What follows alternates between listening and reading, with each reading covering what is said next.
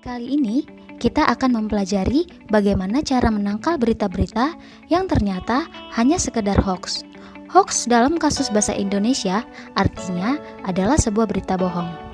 Nah, di zaman sekarang ini kita sering mendapatkan berita yang ternyata itu hanya sekedar hoax.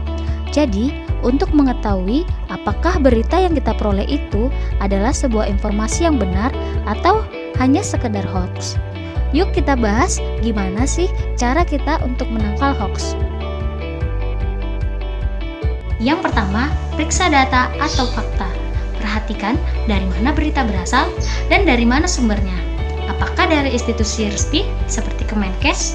Baiknya jangan cepat percaya apabila informasi berasal dari pegiat ormas, tokoh politik, ataupun pengamat. Perhatikan keberimbangan sumber data. Bandingkan informasi atau berita dari sumber yang berbeda.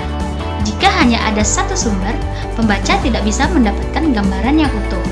Hal lain yang perlu diamati adalah perbedaan antara berita yang dibuat berdasarkan fakta dan opini, yang disertai dengan bukti dan kesaksian.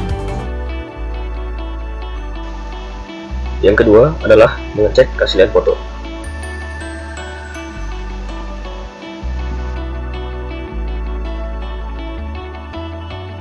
Pertama, menggunakan aplikasi Google Lens. Klik ikon seperti gambar di atas, kemudian masukkan gambar yang mencurigakan tadi. Klik objek gambarnya, dan setelah itu hasilnya akan ketahuan keakuratan gambar tersebut serta lokasinya. Kedua adalah buka browser dan ketikkan yandex.com. Klik ikon gambar, klik kembali ikon foto di search bar. Bukan kembali foto.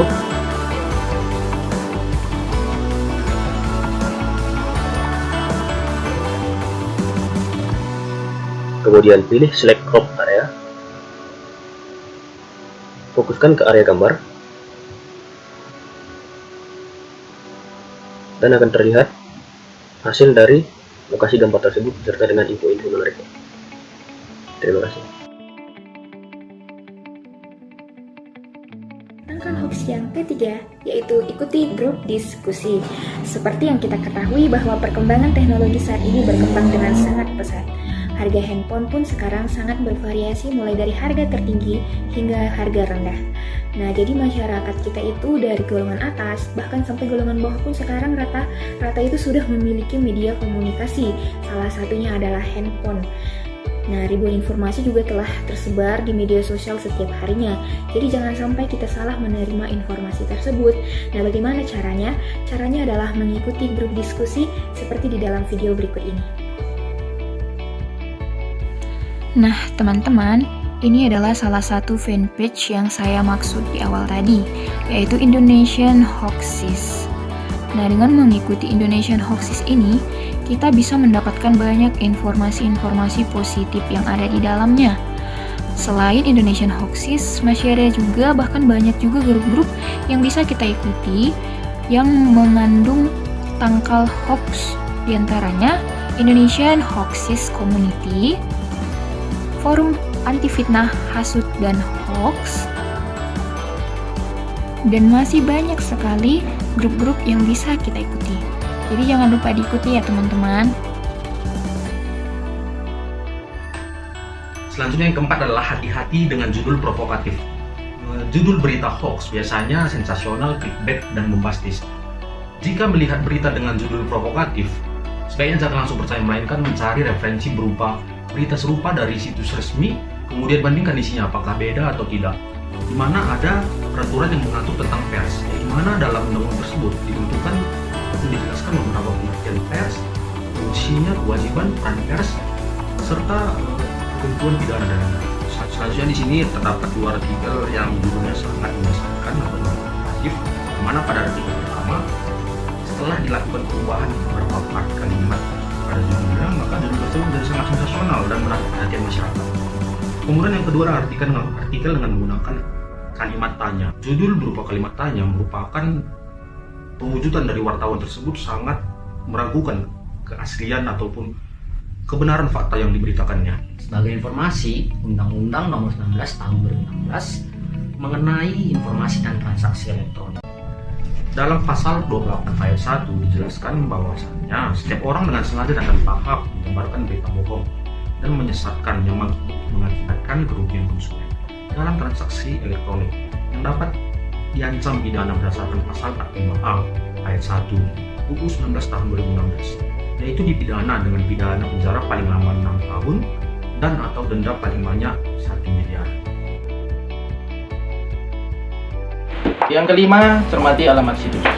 Ada 3 cara yang dapat kita lakukan untuk mengetahui apakah situs tersebut kredibel dan aman. Nah, cara yang pertama, lihat tanda gembok. Contohnya sebagai berikut.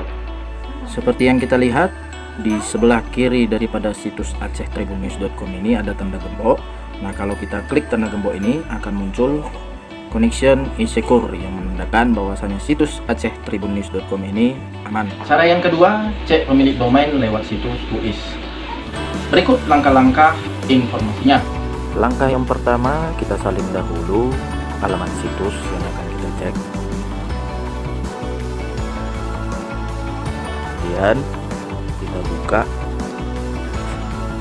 situs whois.domaintools.com.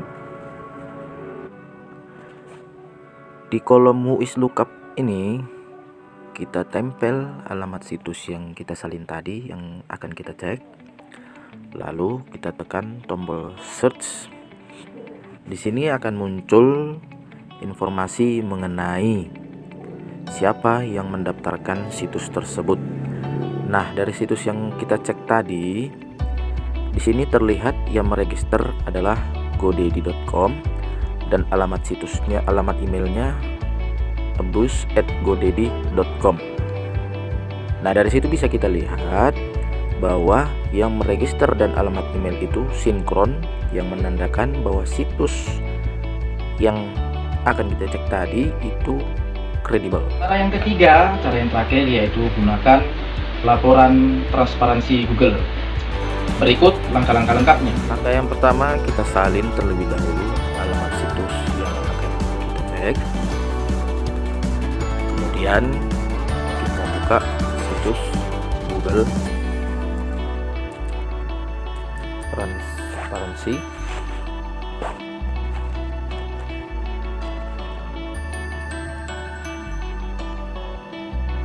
Di kolom periksa status situs, di sini kita tempelkan alamat situs yang telah kita salin tadi yang akan kita cek. Kemudian setelah kita tempel pada ikon kata pembesar, kita klik. Lalu akan muncul informasi status situs yang kita cek tadi. Nah, di sini status situs yang kita cek tadi tidak ditemukan konten yang tidak aman.